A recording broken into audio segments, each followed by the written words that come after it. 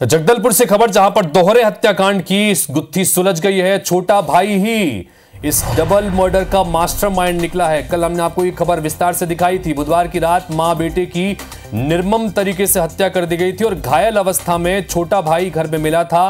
हाथ उसके बंधे हुए थे और बेसुध स्थिति में था।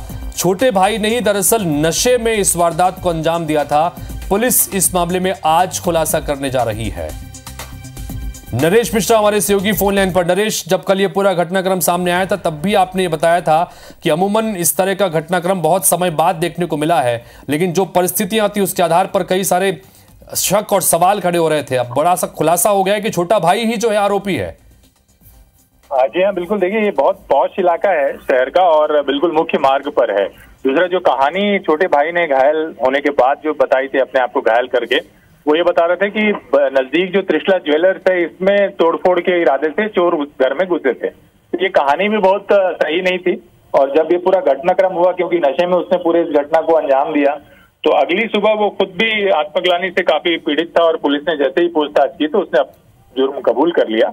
ये पूरा घटनाक्रम देर रात उसने सोचा और उसके बाद मामूली विवाद हुआ उसकी मां के साथ, और उसके बाद भाई ने बीच बचाव करने की कोशिश की तो दोनों पर उसने घर पे रखे जो भारी तवे है उससे हमला किया, जिससे उनकी मौत हो गई।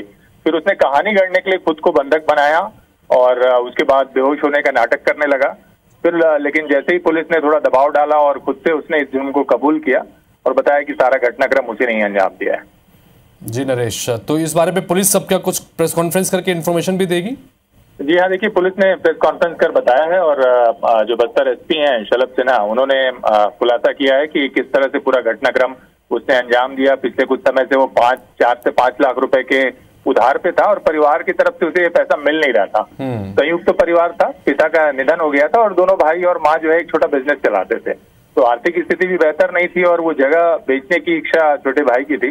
तो ये सारे कारण धीरे धीरे करके आपस में मनमुटाव की वजह रहे और आकस्मिक तौर पर इस नशे की हालत में ये घटना मामूली विवाद की बात बढ़ गई। जी नरेश, बहुत शुक्रिया इस तमाम जानकारी के लिए आपका। तो दोहरे हत्याकांड की गुत्थी को पुलिस ने सुलझा लिया है।